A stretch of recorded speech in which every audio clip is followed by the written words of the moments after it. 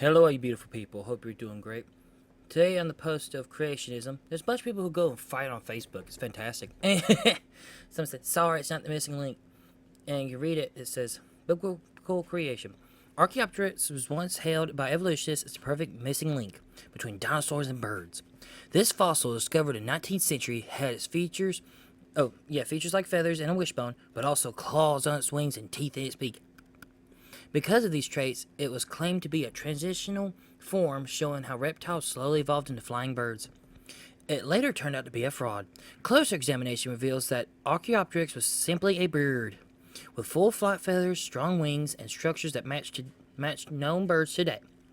Other birds, including fully modern ones, have also been found on rock layers that are dated the same or even older, undermining the idea that Archaeopteryx was the first bird or link between kinds.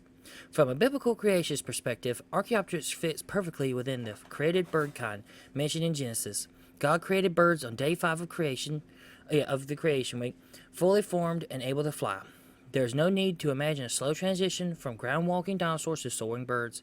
The presence of some unusual features doesn't mean it was evolving.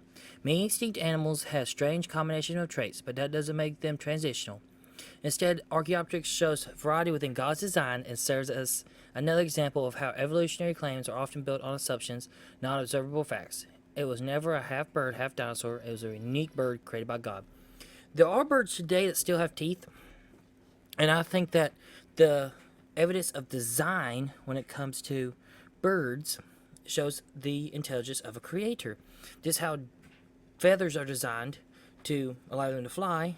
People talk about, well, keratin is what it's made out of. It's like same thing for scales. It's like, yeah, but if you throw a lizard, they're not going to fly most of the time.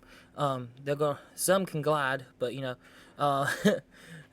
won't be able to dodge if you throw it at a wall. A chicken can. I do not recommend throwing lizards or chickens. This is not an endorsement of that activity. But yeah, I think that God designed it because, like, lizards, some of them have like 3-chambered hearts, and birds have 4-chambered hearts. Because you gotta have like more energy to flap around, and warm-blooded, cold-blooded, that kind of deal. But I think God made a lot of amazing things, and I think, yeah, there are some birds that still have claws in their hands. Like they still exist. So this being an ancient thing and whatever, it's like, it's just a cool-looking bird. God made a bunch of beautiful birds. There's a bunch of parrots. You teach them to sing songs and everything. There are some birds you can teach to use tools. And I think I heard stories of some people teaching crows to steal. Again, this is not an endorsement of that activity. But, like, there's so many different wild animals that God made. And the whole big thing about, like, who cares about this? If it's a dinosaur or a beard, who cares? Who cares if God made it longer or shorter? Well, it's like, if you can't believe page 1 of the book, it's like, I can't believe the rest of it. Because the idea of original sin and God, and man falling and needing a savior and needing Jesus. And who is Jesus if not the creator made flesh? It's just a whole thing. It's a whole thing, like Trinitarian doctrine about who Jesus is and how God made the world through his words, and Jesus, the word made flesh, and it's a whole thing. This thing, and this is like the foundational page 1 deal of, did God make everything, or did it come by natural selection, natural processes? And I think that there is a creator. He made cool stuff like the Archaeopteryx and dinosaurs and dogs and hamsters and even the weird stuff like cockroaches. I don't really like those. But he made a lot of cool things. And he made you. And he set you apart. And you're made in his image. If I open the book, I think it's Genesis 1:26, but I'm not going to claim that I memorized everything. So give me a second.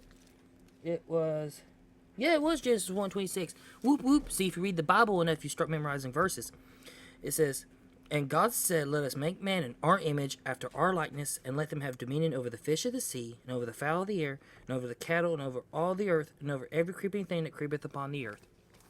So yeah, if one of those was alive today, we probably could have one in a zoo, because we have dominion over everything. You're made in the image of God, and he cares about you, and you matter. I want you to know that today. Hope you have a nice day. God bless you. Go learn something awesome, and goodbye.